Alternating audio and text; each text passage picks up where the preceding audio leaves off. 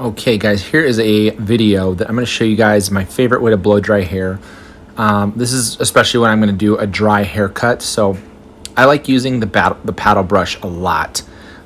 It helps me grab a lot of hair. I can really flatten it out, smooth it out, and you can see it gives it just a nice, really subtle, soft bevel rather than using the round brush, which kind of gives me a little bit too much of a bevel on the bottom, in my opinion. But I also just like the amount of hair that I can put on a paddle brush. It just kind of, to me, it goes quicker, and then you can kind of use it like a Denman brush in a lot of ways. So here we go with the first kind of cut we're going to do. We're taking off just maybe an inch here with point cutting using the fancy scissors. I love those scissors. They're my workhorses. And we're going to do the same thing on both sides here. So I just kind of split it down the middle and then work my way to the edge. And we're going to do the same thing on the other side.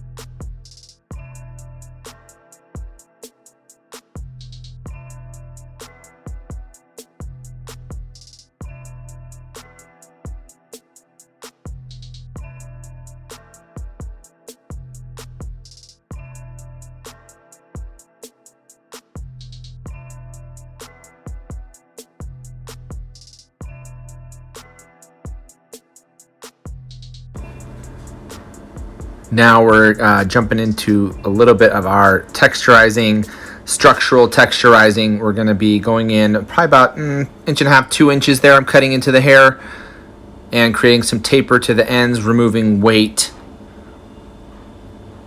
Just creating that soft blend, and that's got that soft, blunt look to the haircut, which we all know as hairdressers is very in style right now.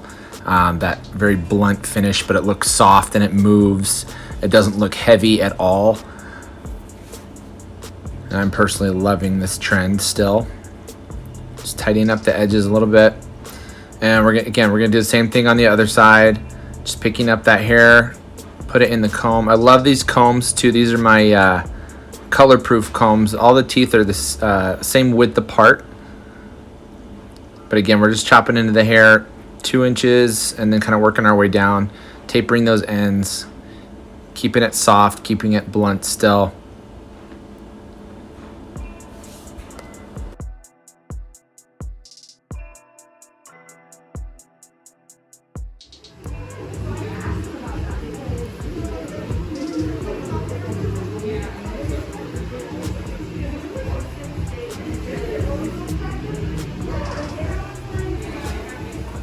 All right, and here we go again, back with the paddle brush. And you guys can see, look how much hair I'm taking.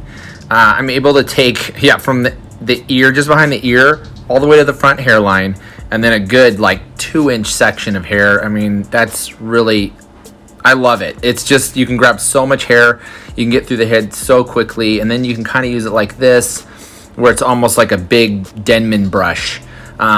Which again, it just allows me to not have to be cranking so hard with my shoulder, using my wrist so much. It just goes a lot quicker to me, and I get a great result still.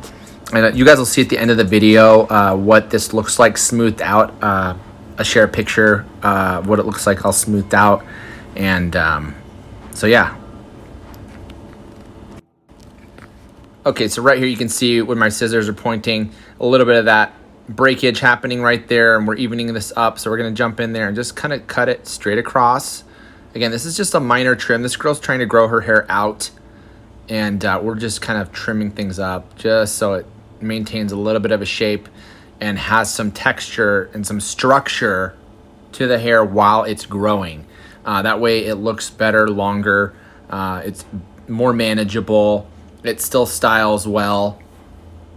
So that's what I'm talking about when I'm talking about structural texturizing, is when we go in there and take out hair that just doesn't need to be there, and then creates those shorter hairs inside the cut that helps support what's happening or help support what we want to have happen with the styling.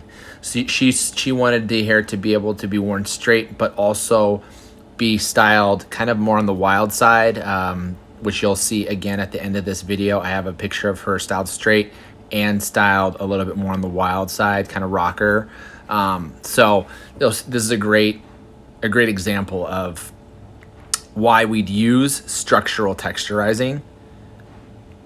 And I don't know if I've never heard that term before, but that's just kind of my made up term for the way that I do my texturizing. It's to create structure and support in the haircut. It's not just to blend. I think for years I used to think that texturizing was it just blends. That's all it's for. It's only for blending. But that's just not, once you get really into cutting, you understand the reasons for texturizing. So you can see right here, we're gonna remove some hair from those ends, cutting in probably 1.5 inches.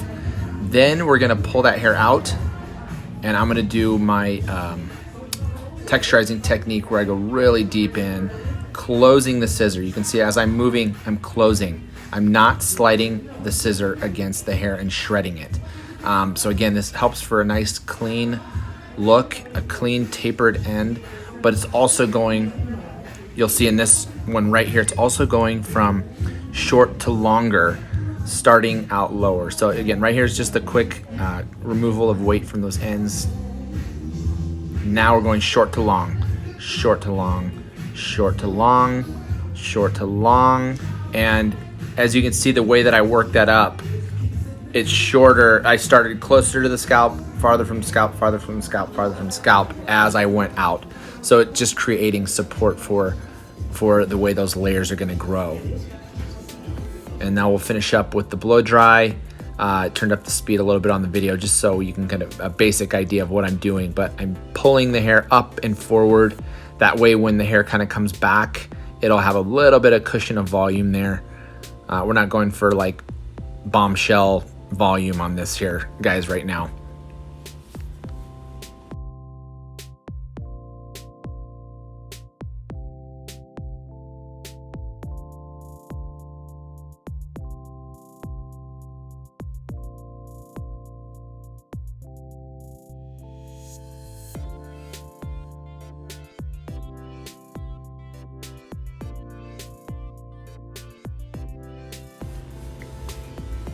All right, so you guys can see we've got it pretty well smoothed out now. Just got a little bit of cutting left to do, really in through the interior of the haircut. So in the next part of the video, you're gonna see me combing up and sort of creating, blending the layers really is what I'm doing. So we're gonna be blending the layers here. So I like to start right over the ear.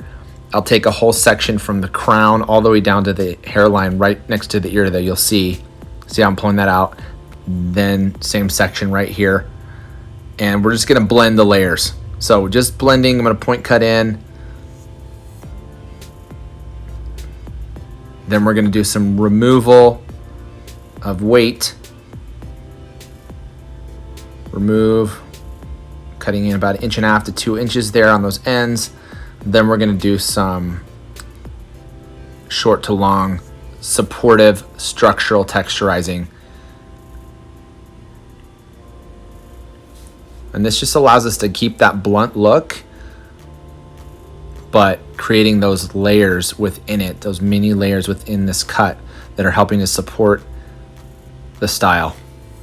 So same thing on this side. I'm going from the crown down to the hairline, just above the ear there.